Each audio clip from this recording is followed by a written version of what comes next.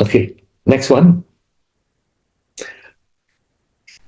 Ini juga 6 kondisi itu adalah bukan diri, bukan makhluk, bukan daya hidup. Ini yang ditanyakan Sintakan ya, Sin tadi. Di sini yang disebutkan itu adalah satu persatu membicarakan mengenai kondisinya, Sin.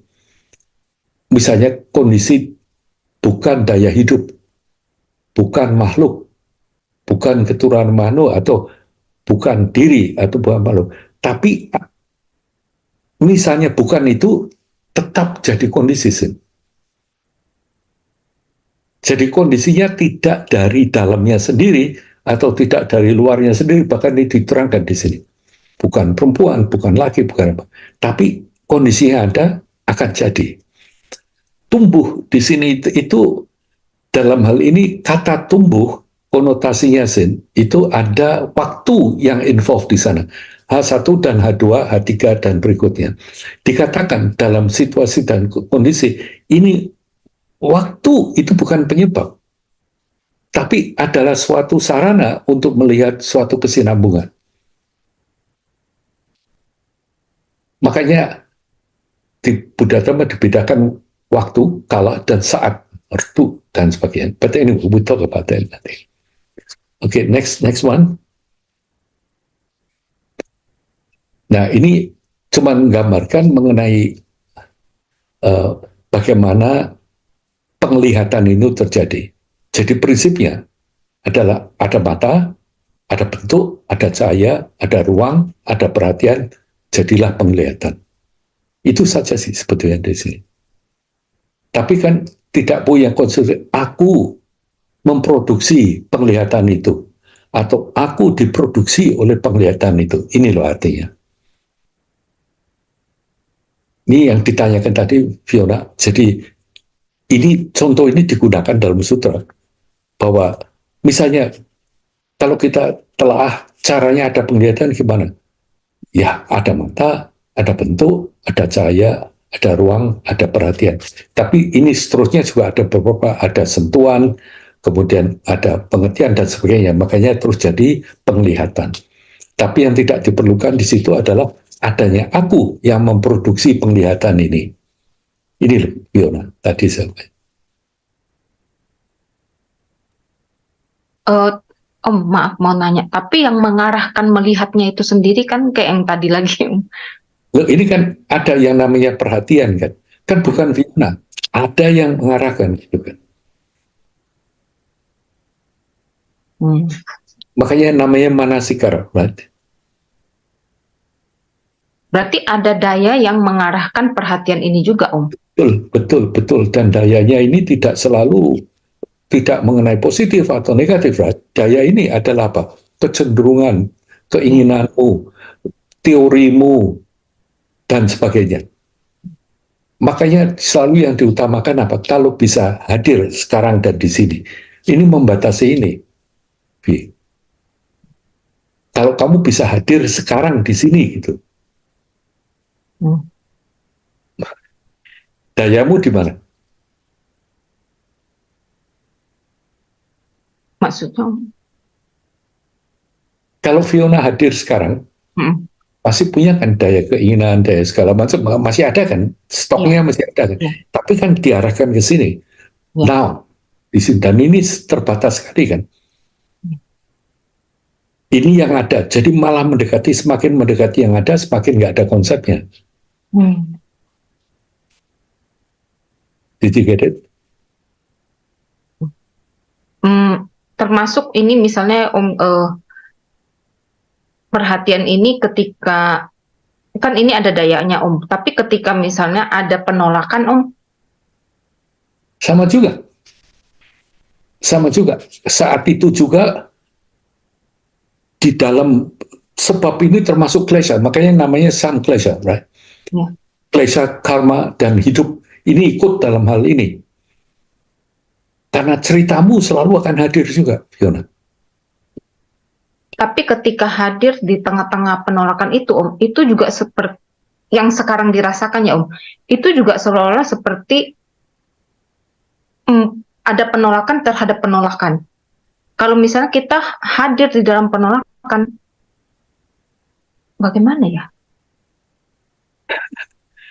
Seperti ada dua daya yang bertolak belakang juga, Om. Harusnya kan kalau misalnya hadir dalam penolakan hanya hadir gitu, Om. Tapi yang terjadi sehari-hari itu kita ingin hadir dalam penolakan, tapi seolah-olah itu di dalam penolakan ada penolakan juga. Dikatakan Ya. dalam Buddha Dharma, yang perlu ditanggulangi dan yang paling sulit ditanggulangi itu penolakan. Bukan keinginan. Kita selalu dikubur-kuburkan kan, persoalan kita itu adalah nafsu, keinginan segala macam. No. Terutama dalam Mahayana. Yang paling susah dan biang dari semuanya justru penolakan. Nggak ingin seperti ini.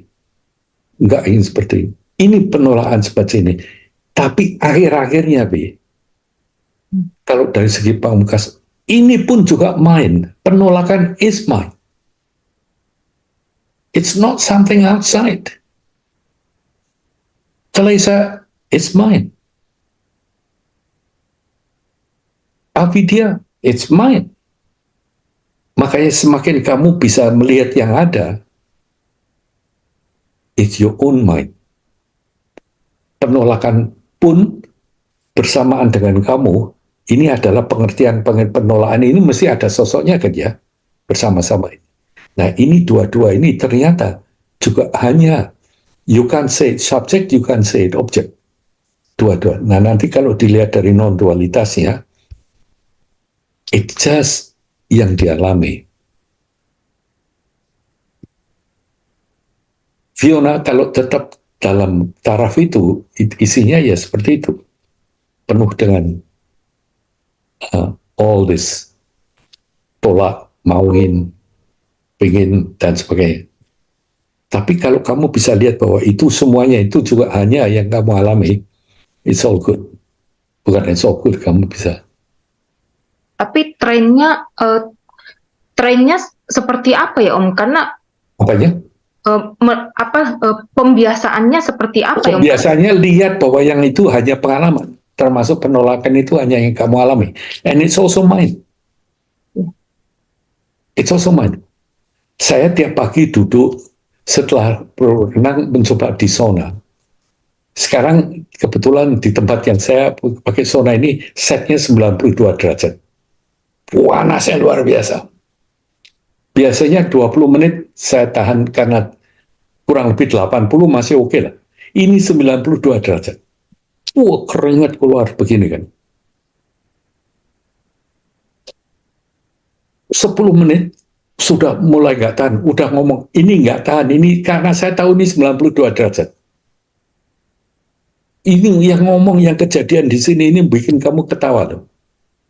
Hanya urusan sauna, duduk di sini. Urusannya 5 menit. What's 5 minutes amongst friends? Harusnya cincai kan ya, nggak apa-apa kan. Sini-sini oke. Tapi 5 menit dipersoalkan benar-benar. Ini harusnya oke loh. Sudah 15 menit, ini kan 92 derajat. Enggak lah, tunggu 5 menit lagi, nanti kamu kan nggak puas. Ini saya ngomong, saya lihat percakapan ini is my mind, I can see it. Seru tadi pagi loh, Fiona. Yang satu bilang, Jaim kan, kamu bisa 20 menit. Wah, ngapain, cuma 5 menit. Dan bedanya juga nggak banyak. Kegunaannya apa? Oh, buahnya kegunaannya. Saya lihat itu, ini makanya latihan meditasinya kan, to see behind siapa yang di sini. Then you can see, yang happening itu, ini ada percekcokan sendiri in your mind. Sangat menarik. Saya senyum sendiri, Fiona. Ya akhirnya 20 menit, tapi 15 menit sampai 20 menit ini penuh pergolakan, penuh percekcokan, dan panas. Saya akhir-akhir ini baru tahu keringat itu ternyata keluar besar-besar rasanya gitu, dari wajah, dari segala. Makanya saya yakin ini cuma advice. If you can do it seminggu sekali atau 2 hari, kalau bisa sauna, saya kira kok bersih loh di kulit Tiano. Betul-betul rasanya plong bersih.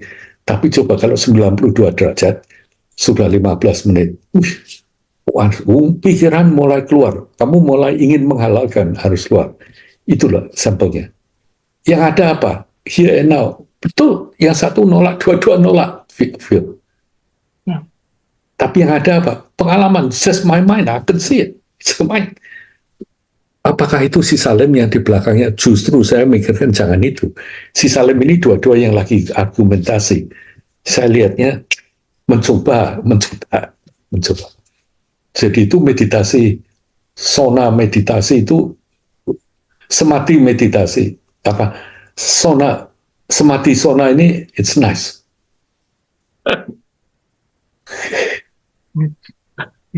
Buat yang pernah sona mestinya tahu yang saya omongkan. Apa? Anyway. Jelas kan ya, Fiona? Ya, terima kasih. Dipikirkan. Oke, next one. Nah, ini saya cuma ada dua macam mengenai Vijnana, karena saya ingat Diarto tanya mengenai ini. Saya tanya, di sini Vijnana ini kebetulan digunakan dua kali, Diarto. Dalam hubungannya, satu mengenai Vijnana melihat penglihatan, dan Vijnana akhirnya Vijnana sebagai benih untuk tumbuhnya nama rupa dalam kandungan si ibu. Ini di sini. Cuman intinya, sekali lagi, intinya bukan that thing, gitu loh. Bukan Vijnana itu ada from its own side, nggak ada, gitu. Ini yang ingin dibuktikan di sini. Oke, next one. Nanti Diarto baca ini kalau dapat di sini. Ini saya pikir untuk menerangkan kamu juga. Saya tahu kamu tanya Vijnana kan. Ini di sini malah dalam sutra digunakan dua kali. Benar-benar di sutra digunakan. Jadi kelanjutan kelahiran dan kesadaran visual atau penglihatan itu penyebabnya beda-beda. Tapi dua-dua Vijnana. You know? Tapi tidak beda-beda. Anyway, you can read it di sana. Kemudian berikutnya, jadi sekali lagi ya, kelahiran, kemunculan itu terjadi dari sebab-sebab dan kondisi-kondisi yang berkumpul tanpa adanya pelaku dan seterusnya, atau membutuhkan aku. Jadi kemunculan kebergantungan selalu memiliki sebab, munculnya, keberlangsungannya, lenyapnya, semua fenomena harus dipahami seperti itu. Jadi apapun yang kita kirim itu punya sebab, punya kondisi. Tapi hanya itu, bukan betul-betul seperti itu. Hanya yang kamu alami. Oke, next one. Maka digunakan dua contoh. Ada beberapa contoh. Di sini ada dua contoh digunakan menggambarkan bahwa kemunculan kebergantungan ini tidak perlu pindah tempat, tidak perlu transfer. Contohnya, pantulan wajah di cermin. Kalau kamu lihat wajahmu di cermin, wajahmu kan tidak melompat masuk ke cermin kan? Timbulnya wajah di situ karena ada apa? Ada wajahmu. Ada cerminnya. Tapi nggak ada yang transmigrasi kan? Nah ini agak sukar diterjemahkan nanti urusan mengenai kelahiran dan sebagainya. Makanya kalian perhatikan, saya kalau sebisa-bisanya tidak menggunakan kelahiran kembali, tapi kelanjutan kehidupan atau kelanjutan kelahiran. Saya kira itu lebih cocok. You know, punabawa, you know, menjadi sebagai kelanjutan daripada kelahiran kembali, sebab bukan dilahirkan kembali, tapi keterusan. Nah, penampakan bulan dalam air itu juga sangat indah dalam sutra. Tadi kamu dengarkan perumpamannya, sekian ribu yojana di atas munculnya di dalam bejanamu bulannya. Di mana? Di situ atau di sana bulannya. Nah, ini persoalannya kalau kita mengonsep, kita harus tahu di sana, tapi yang ada ini timbul karena ada banyak termasuk mata. Kemudian yang api juga digunakan. Api ini bisa ada karena ada bahan bakarnya. Right? Kalau ada uh, kondisi yang memungkinkan itu terbakar. Makanya yang ini itu memberi contoh mengenai sebab dan akibatnya. Kondisi yang lain itu bahwa tidak ada yang perlu pindah gitu. Ini sukar diterima. Jadi gabah waktu jadi tunas padi itu tidak berarti gabahnya berubah jadi tunas padi loh. Tapi dengan ada kondisi ini tumbuh gitu. Nah ini butuh pemikiran. Ini harus hati-hati mikir gini, jangan cuma nanti mikir gini. Oh, okay. Anyway, you read it and then mungkin kamu akan bisa lebih tahu, terutama kalau nanti kamu baca sutranya juga. Berikutnya, jadi ini ternyata dari Kamalasila, maupun ada 2 komentari juga yang dari India, itu namanya ditulis oleh orang yang namanya Nagarjuna juga. Tapi saya kira kok bukan Nagarjuna yang itu. Itu dihubungkan dengan Triswabhawa, dengan hubungan dengan Yogacara. Jadi sutra ini menarik sekali, sebab ada banyak paralelnya di Pali, Samyutta Nikaya, dan juga ada beberapa di Nikaya itu ada juga. Tapi juga ada nanti sampai ke Yogacara tradition, cara yang menerangkan, dan masuk akal sekali juga. Jadi Pratija Samuppada diterangkan dengan Yogacara, dan terutama Kamalasila melanggar itu. Oke. Berikutnya. Jadi sebagai kesimpulan, sutra ini menyarankan agar seseorang pertama-tama memahami dengan seksama parinyana, kemunculan bergantungan dengan wawasan tajam, prajna, dan dengan demikian mengakhiri segala macam konseptualisasi tentang kehidupan masa lalu, masa kini, dan masa depan. Nih, Diarto. Jadi dikatakan ya, mereka yang begitu itu kalau kita mikirkan yang masa depan itu hanya pikiran, Diarto. Karena kita nggak akan bisa ngalami kan. Nah, di sini sebetulnya dikatakan. Jadi kalau kamu punya wawasan tajam, ya, kemudian parinyana, ngerti persis mengenai perhubungan. Dengan ada begitu, kamu lihat ini empty. Kalau Pratija Samuppada ini kemunculannya selalu berhubungan, selalu akan empty. Maka mengakhiri segala macam konseptualisasi tentang kehidupan masa lalu, masa kini, dan masa depan. Di sutra tadi kita sudah dengarkan sama-sama, kan semua ngomong, dulu saya apa ya? Seperti apa dulu? Apa besoknya saya gimana? Atau yang selalu kita cemaskan, 5 tahun dari sekarang nanti saya hidupnya gimana ya? Pensiun saya cukup apa enggak ya? Atau nanti apakah anak cucu akan tetap cinta? Apa gini? Nah, orang kalau tahu Pratija Samuppada nggak akan tanya seperti itu. Why? Mengapa kira-kira?